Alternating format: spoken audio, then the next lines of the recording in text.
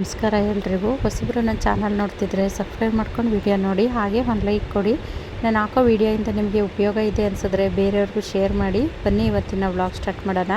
ಇವತ್ತು ಸ್ವಲ್ಪ ಗಾರ್ಡನಲ್ಲಿ ಕೆಲಸ ಇದೆ, ಹಾಗಾಗಿ ಬೇಗ ತಿಂಡಿ ಎಲ್ಲ ಮಾಡಿ ನಾನು ತಿಂಡಿ ಎಲ್ಲ ತಿಂದ್ಬಿಟ್ಟು ಜಾನಿಗೂ ಊಟ ಹಾಕಿ ಬೇಗ ಗಾರ್ಡನಿಗೆ ಹೋಗೋಣ ಅಂದ್ಬಿಟ್ಟು ನೋಡಿ ತಿಂಡಿ ಎಲ್ಲ ರೆಡಿ ಮಾಡಿದ್ದೀನಿ. ಅಂದರೆ ಇವತ್ತು ತಿಂಡಿಗೆ ಪೂರಿ ಮಾಡಿದ್ದೀನಿ. ತಿಂಡಿ ಎಲ್ಲ ತಿಂದು ಇವಾಗ ಜಾನಿಗೆ ಊಟ ಹಾಕಿ ನಾನು ತಿಂಡಿ ಎಲ್ಲ ತಿಂದು ಗಾರ್ಡನಿಗೆ ಬಂದಿದ್ದೀನಿ. ಸ್ವಲ್ಪ ಕೆಲಸ ಮಾಡೋಣ ಅಂತ ಬಂದಿದ್ದೀನಿ. ಸುಮಾರು ದಿವಸದಿಂದ ಏನೂ ಕೆಲಸ ಮಾಡಿಲ್ಲ, ಹಾಗಾಗಿ ಇವತ್ತಾದರೂ ಸ್ವಲ್ಪ ಕೆಲಸ ಮಾಡೋಣ ಅಂತ ಬಂದಿದ್ದೀನಿ.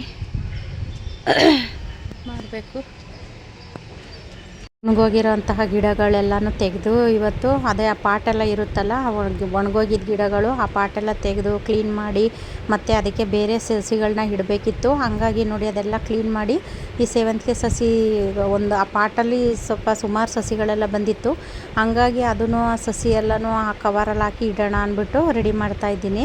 ನೋಡಿ ಅಲ್ಲಿ ಜಾನಿ ಅದು ಯಾಕೋ ಕ್ಯಾಮ್ರಾ ಸರಿ ಕಾಣಿಸೇ ಇಲ್ಲ, ಯಾಕೆಂದರೆ ಒಂದೊಂದು ಸತಿ ಅದು ಮಣ್ಣು ಕೈಯಲ್ಲೆಲ್ಲ ಮುಟ್ಟುತ್ತೀನಲ್ಲ ಫೋನು, ಹಂಗಾಗಿ ಈ ಥರ ಆಗುತ್ತೆ. ಅದು ನಾನು ಒರೆಸ್ಬೇಕಾಗಿತ್ತು, ಒರೆಸ್ಬಿಟ್ಟು ವೀಡಿಯೋ ಮಾಡಬೇಕಾಗಿತ್ತು. ಅದು ವೀಡಿಯೋ ಮಾಡೋ ಗಾಬರಿನಲ್ಲಿ ನಾನು ಹಂಗೆ ಇಟ್ಕೊಂಡು ವೀಡಿಯೋ ಮಾಡಿದ್ದೀನಿ, ಹಂಗಾಗಿ ಅದು ಸರಿ ಕಾಣಿಸಿಲ್ಲ. ನೋಡಿ ಇದು ಪಾಟ್ ತೆಗೆದು ಇಟ್ಟು ಸುಮಾರು ದಿನ ಆಗಿತ್ತು, ಅದು ಹಾಕೋಕ್ಕೆ ಟೈಮ್ ಆಗಿರಲಿಲ್ಲ. ಅದು ಬೇರೆ ನನಗೆ ಹುಷಾರಿಲ್ಲ ಅಂದ್ಬಿಟ್ಟು ಅದು ಗಾರ್ಡನ್ ಕಡೆ ಅಷ್ಟೊಂದು ಗಮನ ಕೊಟ್ಟಿರಲಿಲ್ಲ. ಇವತ್ತು ನೋಡಿ ಇದು ಸಸಿಗಳೆಲ್ಲನೂ ಇಟ್ಟಿದ್ದೀನಿ. ಮತ್ತು ಇನ್ನು ಈ ಸೈಡು ಸ್ವಲ್ಪ ಅದು ಸೇವಂತಿಗೆ ಸಸಿನಲ್ಲಿ ಅದು ಹೂವು ಒಣಗೋಗಿರೋದನ್ನೆಲ್ಲ ಕಟ್ ಮಾಡಿ ತೆಗೆದು ಮತ್ತು ಅದು ಒಣಗೋಗಿರೋ ಎಲೆ ಎಲ್ಲ ತೆಗೆದು ಕ್ಲೀನ್ ಮಾಡಬೇಕು. ನೋಡಿ ಈ ಕಡೆ ಒಂದು ಕೆಲಸ ಮಾಡಬೇಕು ಅಂತ ಅಂದ್ಕೊಂಡಾಗ ಅದು ಇನ್ನೊಂದು ಕೆಲಸ ರೆಡಿ ಇರುತ್ತೆ. ನೋಡಿ ಈ ಥರ ಇದು ಆರೆಂಜು, ಅದು ಹೂವು ಆರೆಂಜ್ ಹೂವು ಬಿಟ್ಟಿರುತ್ತೆ. ಅಂದರೆ ಅದು ಬಿಸಿಲಿಗೆ ಅದು ಅರಳಿದ ಮೇಲೆ ಅದು ಕಲರ್ ಶೇಡ್ ಆಗಿರುತ್ತೆ. ಇನ್ನು ಶಂಖ ಹುಳ ನೋಡಿ ಅದು ಗಿಡದ ಮಧ್ಯದಲ್ಲೆಲ್ಲ ಇರುತ್ತಲ್ಲ, ಕ್ಲೀನ್ ಮಾಡ್ಬೇಕಾದ್ರೆ ಈ ಥರ ಸಿಗ್ತವೆ. ಅದಕ್ಕೆ ನಾನು ಒಂದು ಬಟ್ಲಲ್ಲಿ ಉಪ್ಪು ಹಾಕ್ಬಿಟ್ಟು ಆ ಉಪ್ಪೊಳಗಡೆ ಈ ಶಂಕು ಹುಳು ತೆಗೆದು ಹಾಕ್ತು ಅಂದರೆ ಸತ್ತೋಗ್ತವೆ. ಹೆಚ್ಚಾಗಿ ಇದೇ ರೀತಿಯೇ ಮಾಡೋದು, ಇಲ್ಲಾಂದರೆ ಗಾರ್ಡನ್ ತುಂಬ ಹರಡ್ಕೊಂಡ್ಬಿಡುತ್ತೆ. ಬೇರೆ ಏನೇ ಹಾಕಿದ್ರೂ ಈ ಶಂಕು ಹುಳುಗಳು ಸಾಯೋದಿಲ್ಲ, ಹಾಗಾಗಿ ನಾನು ಹೆಚ್ಚಾಗಿ ಇದೇ ರೀತಿಯೇ ಮಾಡಿ ಆ ಹುಳುಗಳನ್ನೆಲ್ಲನೂ ಸಾಯಿಸೋದು. ನೋಡಿ ಯಾವ ರೀತಿ ಆಗುತ್ತೆ, ಅದು ಉಪ್ಪು ಆಗೋದಿಲ್ಲ ಅದಕ್ಕೆ. ಹಾಗಾಗಿ ನಾವು ಉಪ್ಪೊಳಗಡೆ ಅದನ್ನು ಹಾಕ್ತು ಅಂದರೆ ಅದ್ರ ಲೋಳಿ ಎಲ್ಲ ಬಿಟ್ಕೊಂಡು ಸತ್ತೋಗುತ್ತೆ ಅದು. ಹಾಗಾಗಿ ನಾನು ಒಂದು ಬಟ್ಲಿಗೆ ಅದು ರೆಡಿ ಮಾಡಿ ಇಟ್ಟಿರ್ತೀನಿ ಉಪ್ಪು ಹಾಕಿ. ಇನ್ನು ಜಾನಿನ ಇವತ್ತು ಹಾಸ್ಪಿಟ್ಲಿಗೆ ಕರ್ಕೊಂಡು ಹೋಗಬೇಕು, ಹಂಗಾಗಿ ಇವತ್ತು ಮಧ್ಯಾಹ್ನ ತನಕ ಮಾತ್ರ ಗಾರ್ಡನಲ್ಲಿ ಕೆಲಸ ಮಾಡಿಬಿಟ್ಟು ಕೆಲಸ ಕ್ಲೋಸ್ ಮಾಡಿ ಇವಾಗ ಜಾನಿನ ಆಸ್ಪತ್ರೆಗೆ ಕರ್ಕೊಂಡು ಹೋಗಬೇಕು ಅಂತ ಬಂದಿದ್ದೀನಿ. ಯಾಕೆ ಆಸ್ಪತ್ರೆಗೆ ಕರ್ಕೊಂಡು ಹೋಗಬೇಕು ಅಂದರೆ ಮೊನ್ನೆ ನಮ್ಮ ಮನೆಯವರು ಅಲ್ಲಿ ಕೆಲ್ಸಕ್ಕೆ ಹೋಗ್ಬೇಕಾದ್ರೆ ಗೇಟ್ ತೆಗೆದ್ರು. ಇವನೇನು ಮಾಡಿದ್ದಾನೆ, ಅಲ್ಲಿ ಬೀದಿ ನಾಯಿಗಳಿರ್ತಾವಲ್ಲ ಅದ್ರ ಜೊತೆ ಫೈಟಿಂಗ್ ಹೋಗ್ಬಿಟ್ಟಿದ್ದಾನೆ. ಅಂದರೆ ಒಂಚೂರು ಹಲ್ಲು ಥರ ಬಿದ್ದಿದೆ, ಕಾಲ ಹತ್ರ ಎಲ್ಲ ಒಂಚೂರು ಕಿತ್ತೋದಂಗಾಗಿತ್ತು. ಹಾಗಾಗಿ ವ್ಯಾಕ್ಸಿನೇಷನ್ ಹಾಕ್ಸೋಣ ಅಂತ ಅಂದ್ಬಿಟ್ಟು, ಯಾಕೆಂದರೆ ಮುಂಜಾಗ್ರತೆ ನಾವು ವಹಿಸ್ಬೇಕಲ್ವಾ, ಹಾಗಾಗಿ ಕರ್ಕೊಂಡೋಗೋಣ ಅಂತ ಕರ್ಕೊಂಡೋಗಕ್ಕೆ ರೆಡಿ ಮಾಡ್ತಿದ್ದೀವಿ. ಅಂದರೆ ನೋಡಿ ಅದು ಮಾಸ್ಕ್ ಎಲ್ಲ ತಗೊಂಡ್ರೆ ಗೊತ್ತಾಗ್ಬಿಡುತ್ತೆ ಅವನಿಗೆ ಆಸ್ಪತ್ರೆಗೆ ಹೋಗ್ತೀವಿ ಮತ್ತು ವಾಕ್ ಹೋಗ್ತೀವಿ ಅಂತ ಎಲ್ಲ ಕಂಡಿಡ್ಕೊಂಡ್ಬಿಟ್ಟಿದ್ದಾನೆ. ನೋಡಿ ಮಾಸ್ಕ್ ಹಾಕೊಂಡು ರೆಡಿ ಆಗಿದ್ದಾನೆ, ಹೇಳೋದೇ ತಡ ರೆಡಿ ಇರ್ತಾನೆ ಅವನು. ಇರು ಬಿಚ್ಕೊಂತೀನಿ ಹಾಕೊಳ್ಳೋಣ ಅಂದರೆ ನೋಡಿ ಅಲ್ಲಿ ಸುಮ್ಮನೆ ನಿಂತಿದ್ದಾನೆ. ಹಗ್ಗ ಹಾಕಿ ರೆಡಿ ಮಾಡ್ತು ಅಂದರೆ ನೋಡಿ ಗೇಟ್ ಹತ್ರ ಹೋಗಿ ನಿಂತಿರ್ತಾನೆ. ನಾನು ಒಬ್ಬಳೇ ಇದ್ರೆ ಹೇಳಿದ ಮಾತೆಲ್ಲ ಕೇಳ್ಕೊಂಡು ಚೆನ್ನಾಗಿರ್ತಾನೆ. ನಮ್ಮ ಮನೆಯವ್ರು ಬಂತು ಅಂದರೆ ಅವನಿಗೆ ಒಂಥರ ಕೊಂಬಂದಂಗೆ ಆಗ್ಬಿಡುತ್ತೆ. ಹಂಗಾಗಿ ಅವನು ಆ ಬೀದಿ ನಾಯಿಗಳ ಜೊತೆ ಫೈಟಿಂಗ್ ಹೋಗಿದ್ದ. ನಾನು ಅಲ್ಲಿ ಗಾರ್ಡನಲ್ಲಿ ಕೆಲಸ ಮಾಡ್ತಾ ಇದ್ದೆ, ನಮ್ಮ ಮನೆಯವರು ಡ್ಯೂಟಿಗೆ ಹೋಗೋಕ್ಕೆ ಅಂತ ಅದು ಗೇಟ್ ತೆಗ್ದಿದ್ದಾರೆ. ಇವನು ಹಿಂದೆನೇ ಹೋಗ್ಬಿಟ್ಟು ಅವ್ರಿಗೆ ಗೊತ್ತಿಲ್ದಂಗೆ ಸಂದಿಲಾಸಿ ಹೊರಗಡೆ ಹೋಗ್ಬಿಟ್ಟಿದ್ದಾನೆ. ನಾನು ಗೇಟ್ ತೆಗೆದು ಆಚೆ ಹೋಗ್ಬೇಕಾದ್ರೆ ಅವನ್ನ ಇಲ್ಲೇ ಇರು ಬರಬೇಡ ಅಂದರೆ ಅಲ್ಲೇ ನಿಂತ್ಕೋತಾನೆ. ನಮ್ಮ ಮನೆಯವ್ರು ಬಂತು ಅಂದರೆ ಅವನಿಗೆ ಒಂಥರ ಕೊಂಬಂದಂಗೆ ಆಗ್ಬಿಡುತ್ತೆ. ಇವಾಗ ಮಾಸ್ಕ್ ಎಲ್ಲ ಹಾಕ್ಕೊಂಡು ಹಗ್ಗ ಎಲ್ಲ ಹಾಕೊಂಡು ರೆಡಿಯಾಗಿ ನೋಡಿ ಗೇಟ್ ಹತ್ರ ಹೋಗಿ ನಿಂತಿದ್ದಾನೆ. ನಮಗಿನ್ನ ಮುಂಚೆ ಹೋಗಿ ನಿಂತಿದ್ದಾನೆ. ಮಾಸ್ಕ್ ನೋಡಿ ಹೆಂಗಿದ್ದಾನೆ. ಮತ್ತೆ ಅವನಿಗೆ ತೆಗೆದು ಸರಿಗೆ ಹಾಕಿ ನೋಡಿ ಇವಾಗ ಕರ್ಕೊಂಡು ಹೋಗ್ತಾ ಇದ್ದೀವಿ ಆಸ್ಪತ್ರೆಗೆ. ಅಂದರೆ ಗೌರ್ಮೆಂಟ್ ಹಾಸ್ಪಿಟ್ಲಿಗೆ ಕರ್ಕೊಂಡು ಹೋಗ್ತಾ ಇದ್ದೀವಿ. ಅಂದರೆ ಅಲ್ಲಿ ನಮಗೆ ಡಾಕ್ಟ್ರು ಪರಿಚಯ ಇದ್ದಾರೆ, ಹಾಗಾಗಿ ಕರ್ಕೊಂಡು ಹೋಗ್ತಾ ಇದ್ದೀವಿ. ಇವನು ಹೋಗಿದ ತಕ್ಷಣವೇ ಅವ್ರು ಮಾತಾಡಿಸ್ತಾರೆ, ಏನೋ ಜನಿ ಹೆಂಗಿದೆಯೋ ಚೆನ್ನಾಗಿದ್ದೀಯೇನೋ ಅಂತಾರೆ. ಅಂದರೆ ಜಾಸ್ತಿ ಕರ್ಕೊಂಡು ಹೋಗ್ತಾ ಇರ್ತೀವಲ್ಲ ಇವನನ್ನು, ಆವಾಗ ಆಪ್ರೇಷನ್ ಎಲ್ಲ ಮಾಡಿಸಿದ್ವಲ್ಲ ಅವಾಗೆಲ್ಲ ಕರ್ಕೊಂಡು ಹೋಗಿದ್ವಲ್ಲ, ಅವರು ಡಾಕ್ಟ್ರೇ ಹೇಳೋರು, ಏನ್ರಿ ಮಕ್ಳಿಗಿನ್ನ ಹೆಚ್ಚಾಗಿ ನೋಡ್ಕೊತೀರಾ, ಅವನಿಗೆ ಒಂಚೂರು ನೋವಾದರೂ ನೀವು ಸಹಿಸೋದಿಲ್ಲ, ನೀವೇ ಹತ್ತು ಬಿಡ್ತೀರಲ್ಲ ಅಂತಲೂ ಹೇಳ್ತಾರೆ ಅವರು. ಮನೆಯವರು ಡ್ಯೂಟಿಯಿಂದ ಬಂದಿದ್ದ ತಕ್ಷಣನೂ ಹಾಗೇನೆ ಇವನಿಗೆ ಒಂದು ರೌಂಡು ಆ ಗಾಡೀಲಿ ಕುತ್ಕೊಂಡು ಬರಬೇಕು ಇವನು, ಇಲ್ಲಾಂದರೆ ಸಮಾಧಾನ ಆಗಲ್ಲ. ನಡಿ ಹೋಗೋಣ ಅಂದರೆ ಸಾಕು ಅವನಿಗೆ ಗೊತ್ತಾಗ್ಬಿಡುತ್ತೆ. ಹಿಂದ್ಗಡೆ ಡೋರ್ ಹತ್ರ ಬಂದು ನಿಂತಿರ್ತಾನೆ. ಹಿಂದ್ಗಡೆ ಡೋರ್ ತೆಗೆದ ತಕ್ಷಣ ಸೀದಾ ಕಾರ್ ಒಳಗಡೆ ಹೋಗಿ ಕುತ್ಕೋತಾನೆ. ನಿಜವಾಗ್ಲೂ ಹೇಳಬೇಕು ಅಂದರೆ ಜಾನಿ ಯಾವ ಜನ್ಮದಲ್ಲಿ ಏನಾಗಿದ್ನೋ ಗೊತ್ತಿಲ್ಲ, ಈ ಜನ್ಮದಲ್ಲಿ ನನ್ನ ಮಗನಾಗಿ ನಾಯಿ ರೂಪದಲ್ಲಿ ನನ್ನ ಜೊತೆ ಇದ್ದಾನೆ. ಮಕ್ಕಳು ಹೇಳಿದ ಮಾತು ಕೇಳಲ್ಲ, ಅಷ್ಟು ಚೆನ್ನಾಗೆ ನಮ್ಮ ಜಾನಿ ಹೇಳಿದ ಮಾತೆಲ್ಲ ಕೇಳ್ತಾನೆ. ಹೋಗಬೇಡ ಅಂದರೆ ಹೋಗಲ್ಲ, ಬಾ ಅಂದರೆ ಬರ್ತಾನೆ. ಅದರಲ್ಲೂ ಈ ಥರ ಎಲ್ಲ ಬುದ್ಧಿ ಕಲಿಸೋದಕ್ಕೆ ಕೆಲವರು ಟ್ರೈನಿಂಗು ಅಂತೆಲ್ಲ ಕೊಡ್ತಾರೆ. ನಾನು ಯಾವ ಟ್ರೈನಿಂಗೂ ಕೊಟ್ಟಿಲ್ಲ, ನಾವು ಮಾತಾಡೋದನ್ನು ನೋಡಿ ಅವನೇ ಕಲ್ತ್ಕೊಂಡಿರೋದು. ಹಾಸ್ಪಿಟ್ಲ್ ಹತ್ರ ಬಂದ್ವಿ, ಅವನಿಗೆ ಏನೋ ಒಂಥರ ಖುಷಿ ಅನ್ನಿಸ್ಬಿಟ್ಟೈತೆ. ಹಂಗಾಗಿ ಫುಲ್ಲು ಆಸ್ಪತ್ರೆ ಹತ್ರ ಎಲ್ಲ ಓಡಾಡ್ತಾ ಇದ್ದಾನೆ. ಹಂಗಾಗಿ ನಾನು ಅವನನ್ನು ಆ ಸೈಡೆಲ್ಲ ಒಂದೊಂದು ರೌಂಡು ಓಡಾಡಿಸ್ತಾ ಇದ್ದೆ. ಅವನ ಕೆಲಸ ಎಲ್ಲ ಮುಗಿಸ್ಕೊಂಡ ಅಲ್ಲಿ, ಹಾಗಾಗಿ ಆ ಕಡೆ ಎಲ್ಲ ಹಿಡ್ಕೊಂಡು ಅವನನ್ನು ಓಡಾಡಿಸ್ತಾ ನೋಡಿ. ಇದು ನಮ್ಮೂರ ಗೋರ್ಮೆಂಟ್ ಹಾಸ್ಪಿಟ್ಲು ಪ್ರಾಣಿಗಳದ್ದು. ಅಂದರೆ ಚೆನ್ನಾಗಿದೆ ಹಾಸ್ಪಿಟ್ಲು ಎಲ್ಲ ಚೆನ್ನಾಗಿದೆ.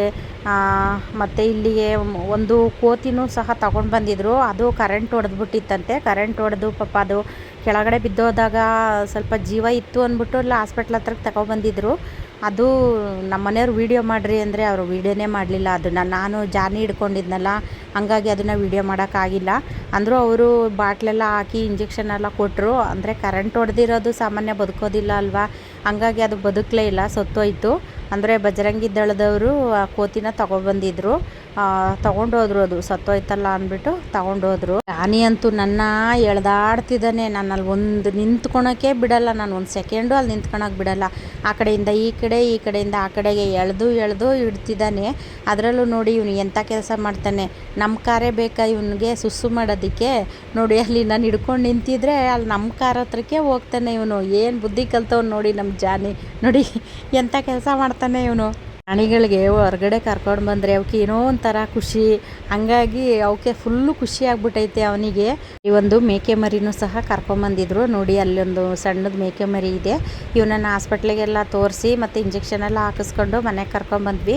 ಮನೆಗೆ ಕರ್ಕೊಬಂದು ಸಂಜೆ ನಾನು ಮಳ್ಳೆ ಮೊಗ್ಗೆಲ್ಲ ಕುಯ್ಯೋಣ ಅಂದ್ಬಿಟ್ಟು ಗಾರ್ಡನಿಗೆ ಬಂದಿದ್ದೀನಿ.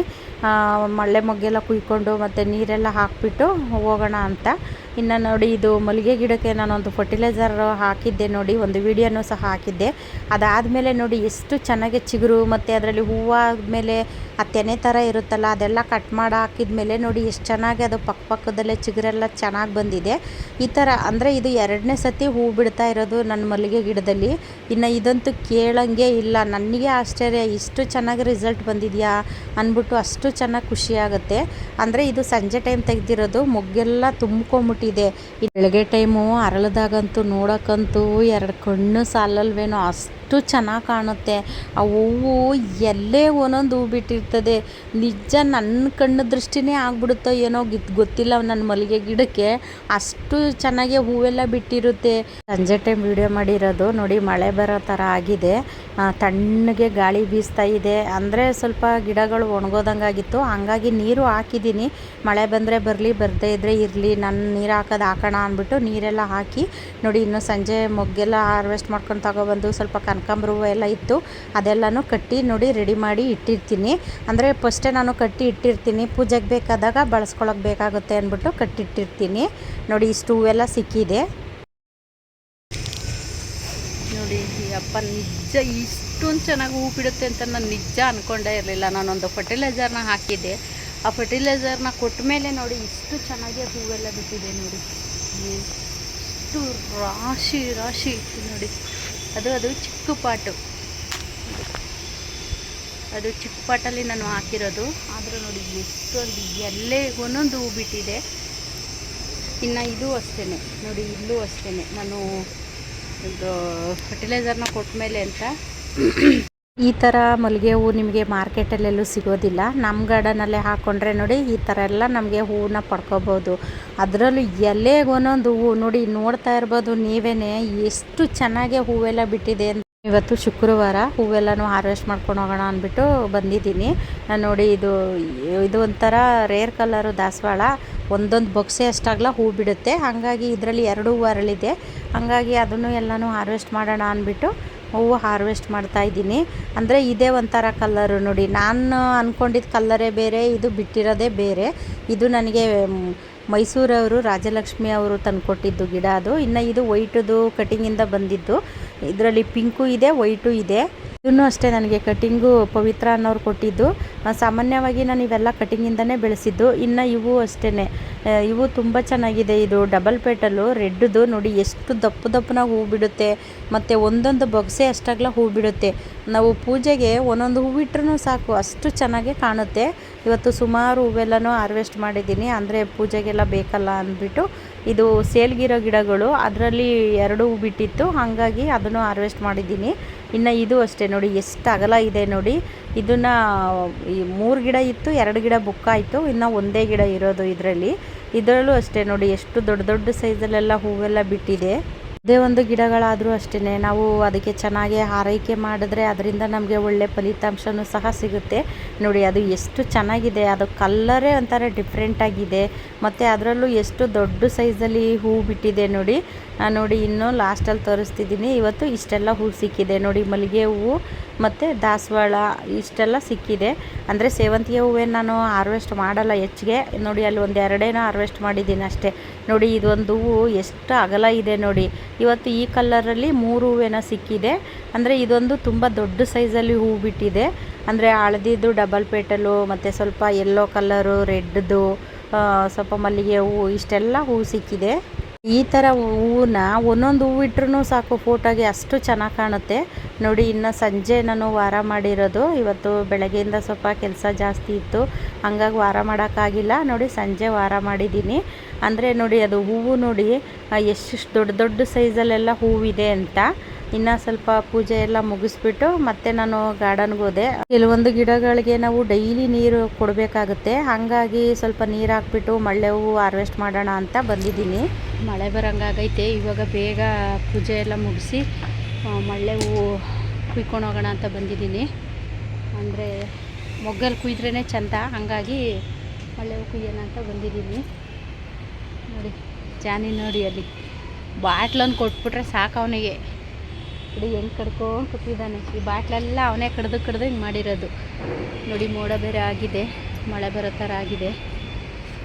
ಥರ ಏನಾದರೂ ಅವನಿಗೆ ಆಟ ಆಡೋಕ್ಕೆ ಕೊಟ್ಬಿಡ್ತು ಅಂದರೆ ಅವ್ನ ಪಾಡ್ಗೆ ಅವ್ನು ಅಲ್ಲಿ ಆಟ ಆಡ್ಕೊಂಡು ಕುತ್ಕೋತಾನೆ. ನೋಡಿ ಹೆಂಗೆ ರೌಂಡ್ ಹೊಡಿತಿದ್ದಾನೆ, ಎಲ್ಲಿ ಕುತ್ಕೊಳ್ಳೋಣ ಅಂತ ಅವನು ಯೋಚನೆ ಮಾಡಿ ರೌಂಡ್ ಹೊಡೆದು ಕುತ್ಕೊಳ್ಳೋದು. ಏನಿದ್ದು ನಿಂದು ಪೋಲಿ? ಆಯಿತು. ಮಾಜಾ ಬಾಟ್ಲು, ಜ್ಯೂಸ್ ಬಾಟ್ಲು ಕೊಟ್ಟಿದ್ದೀನಿ ನೋಡಿ, ಹೆಂಗೆ ಆಟ ಆಡ್ತಿದ್ದಾನೆ. ಅದು ಕವರ್ ಇರುತ್ತದಲ್ಲ ಅದೆಲ್ಲ ಕಿತ್ತು ಅಳ್ಳಿದ್ದಾನೆ. ಮತ್ತು ಅದೆಲ್ಲ ಗುಡಿಸಿ ಡಸ್ಟ್ಬಿನ್ಗೆ ಹಾಕಿದ್ದಾಯಿತು, ಯಾಕೆಂದರೆ ಮಳೆ ಏನಾದರೂ ಬಂದರೆ ಸುಮ್ಮನೆ ಅಲ್ಲಿ ಹೋಗಿ ಪೈಪಲ್ಲಿ ಕಟ್ಕೊಂಡ್ರೆ ಕಷ್ಟ ಆಗುತ್ತೆ. ಇನ್ನು ನೋಡಿ ನಾನು ಗಾರ್ಡನಿಂದ ಬರೋ ಅಷ್ಟರೊಳಗೆ ಹೂ ಪ್ರಸಾದ ಆಗಿದೆ. ನಾನು ನಂಬಿರೋದು ಇವ್ರನ್ನೇ, ನನ್ನ ಕಷ್ಟ ಸುಖದಲ್ಲೆಲ್ಲ ನನ್ನ ಬೆನ್ನೆಲುಬಾಗಿ ನಿಂತಿರೋದೇ ಇವರು.